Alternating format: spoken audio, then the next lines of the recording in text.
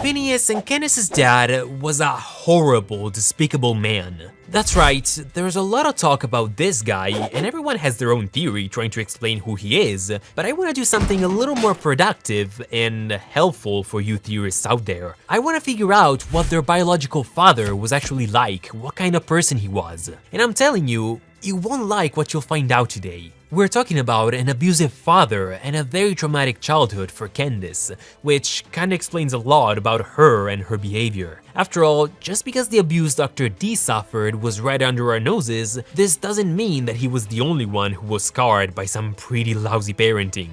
No matter how you feel about her, you will feel sorry for Candace after you learn about her dad. And trust me, Doof does not match this guy's description at all, so trying to convince yourselves that Doof is actually Phineas and Candace's father, it would be pretty much an insult to Heinz. But I do invite you guys to try and look for someone else on the show who does match this description that I'm gonna give you. Let me know your theories, but without further ado, let's cut Candace some slack and let's jump into this theory. The fact that the creators don't ever want to tell us who Phineas and Candace's biological dad is doesn't mean that we can't try and figure out what kind of guy he was. And it's not that hard to work out, surprisingly, despite how this guy was literally never mentioned on the show, except, I guess, for a non-canonical Star Wars crossover where they only brought him up for a screw the audience joke. Mom remarried? What happened to Dad? Funny story, actually. Ironically enough, the stuff we don't know about the guy actually tells us quite a lot about him. For starters, the fact that this guy was never brought up or referenced necessarily implies that his family doesn't quite remember him fondly and miss him terribly. Not at all. Heck, we've closely followed this family's lives for 104 days straight without ever missing a single thing, yet not one word was ever said about him. Literally, he wasn't even mentioned indirectly, we never saw or heard of any aunts, uncles, or grandparents on the dad side, and there's not even a single picture of him in the house. There's no trace of this guy's existence, no matter how much you dig. Sounds to me like someone they'd rather forget. It's as if his memory was banned. It's the age-old Latin practice of erasing all traces and heritage of a person. Damnatio memoriae, damnatio memoriae, however you want to pronounce it. They clearly couldn't care less about him, hence why they've erased him entirely from their lives. And because Linda and the kids are not monsters, they probably don't miss him simply because there is nothing to miss. If you think about it, only an awful man who profoundly hurt his family would not be missed by such wholesome people. A father who was beloved and known for his selfless acts and his kind heart wouldn't have been wiped clean from their lives. His memory would have been celebrated if that was the case, but it's not. But you know, what else do we not know about the guy? Well, I guess his name, or rather last name, and this is a big one. Phineas and Candace's last name is Linda's maiden name, not their father's. This either means that Linda and this man never got married in the first place, and the guy never acknowledged Dorito and Candy Cane as his children, or that once the father was out of the picture, Linda went as far as changing her kids' last names, simply because she didn't want them to be connected in any way to that man. She just decided to erase all traces of her first husband. There's also a third option, I guess, of Linda wanting her children to keep her last name from the start, just because it's important to her. But then again, why did she take on her second husband's last name as well, becoming Linda Flynn Fletcher, but did not want her kids to also have their biological father's last name? This would be incoherent as hell, especially if her first husband was a good man. So we can really scratch this third option. Whether he never cared to acknowledge the kids as his own, or Linda had to change their last names, either way, it's implied that this man did not care in the slightest about his kids, and also that he was so horrible that Linda wanted nothing to do with him anymore. In fact, what did happen to him?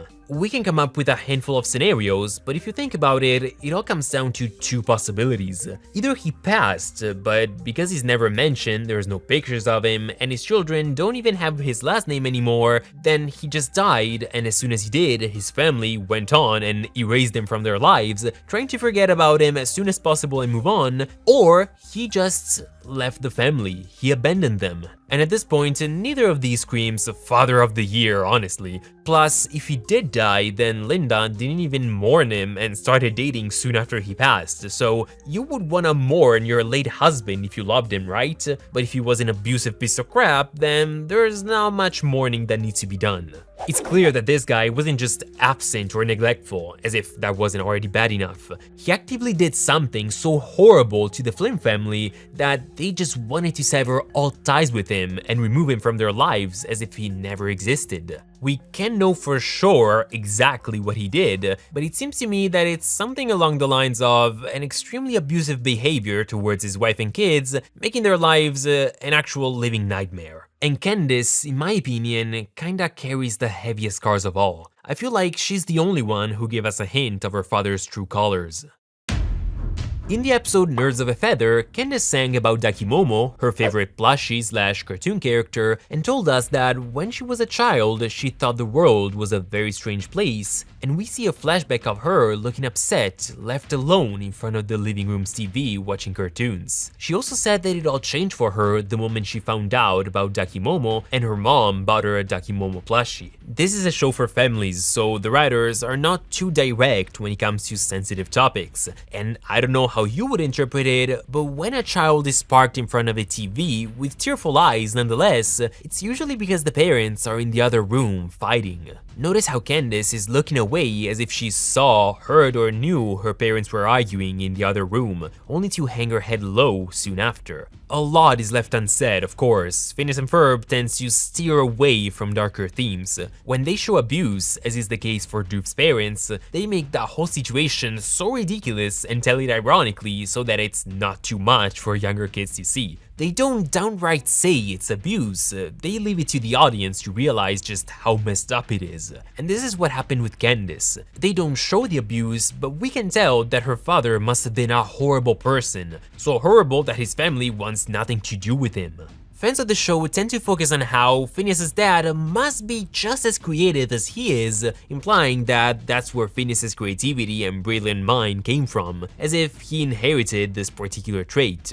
Which is a cool concept, but it doesn't necessarily have to be true. On the other hand, what about the actual way his actual parenting influenced Candace after 7 years or so? Would it be that hard to believe he's the reason why Candace is so strict and is clearly obsessed with justice and fairness? How she's convinced that no matter how cool, fun, or helpful for humanity Phineas and Ferb's inventions are, they shouldn't be allowed to do any of that in the first place, and they need to be punished. This to me sounds like a very strict dad enforcing his rules on her, clipping her wings and putting a stop to her creativity.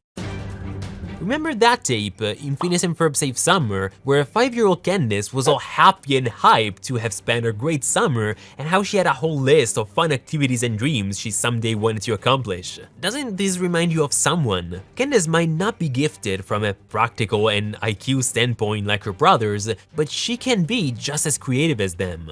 Yet, at some point along the way, she lost that. She gave up on her creativity and her sense of wonder. This could be blamed on her simply aging and growing up, losing that enthusiasm all kids have, but when something particularly upsetting happens to a child, well, it's more likely that that's the cause. The very premise of the show, mentioned by the creators themselves, the very thing that drives Candace to try to bust her brothers, is that she feels, or rather, she knows, that if she were to do what they do, she would get in terrible trouble. This to me sounds like someone who's been in trouble before for the very same reason, who's been through a lot, and finds it frustrating when others get their way instead, without the same repercussions she had to face. I can't help but imagine a 5-year-old Candace trying to make the most of every single day with fun projects, alongside Stacy perhaps, making a list of cool things she wants to do, but being yelled at by her father, being punished for what she does, him being too harsh and crushing her creativity. Then I imagine Linda fighting with him and protecting her daughter while the whole thing escalates. I swear, I'm already upset just by thinking of this made-up scenario. So what does all of this tell us about Candace?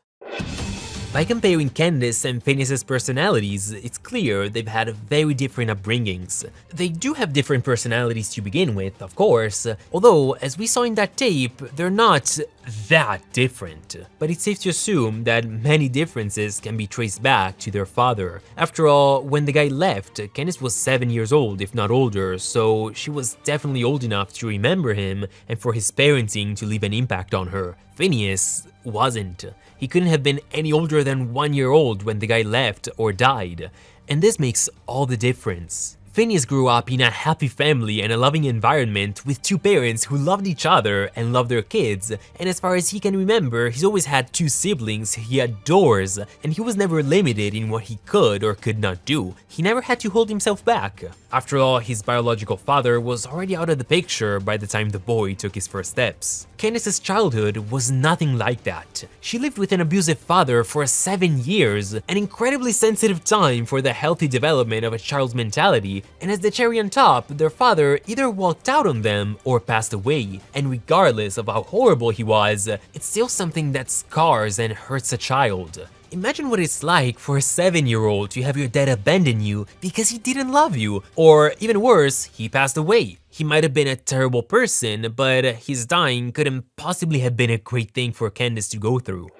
No wonder Dakimomo became Candace's only comfort, an escape from the real world. That duck is a symbol of her innocence. It's the one thing that brought her joy during hard times, which explains why she's so incredibly attached to it. Things are better for her now, but she still hasn't let Dakimomo go. All this would explain why Candace is more closed off compared to Phineas. She often cares so incredibly much about other people's opinions and seeks approval from others. She's prone to catastrophizing and negative thinking, not to mention she's convinced she has to live up to someone else's standards all the time. She learned how to do a quintuple somersault, backflip, jackknife, swan dive, whatever it is, to prove that she's cool. She put on a charade to show Stacy's mom that she's responsible, decided to go on TV to prove that she's star material, joined the book club, and changed her entire personality to prove she's sophisticated, despite really being everything but an avid reader or a proper lady, and so on and so forth. She's convinced she constantly has to prove herself. And not only when it comes to her brothers, as we discussed in my Candace character analysis. There's really a lot to unpack here, and most of this, unfortunately, it's probably her father's fault. In all likelihood, that treatment of her is the very reason why Candace feels the way she feels about herself, which again, we've discussed in her character analysis. If you want to check it out, go ahead. This could seem like mere speculation, but all the evidence we got about Candace and Phineas's father clearly hints at him being just as bad as Doof's parents, if not worse. There's no way of knowing exactly how he behaved, but it's clear he scarred many people in his life, starting from his wife and his daughter. Scars. And not the cool kind which can go over your eye patch, we're talking about emotional ones.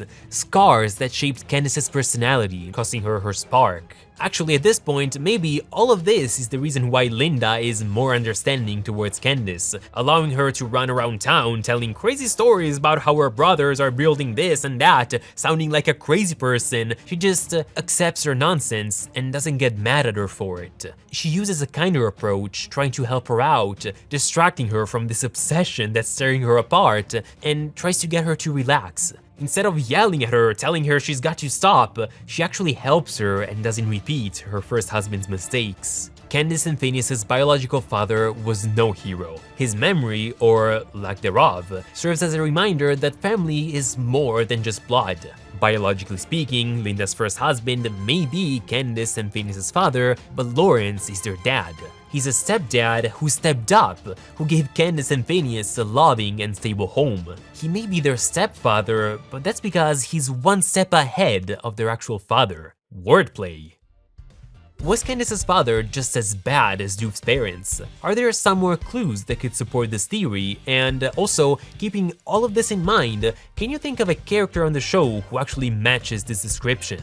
Let me know in the comments, and also let me know if there is something else you'd like me to theorize about. With that being said, I thank you all so much for watching, and I'll see you guys next time. Ciao!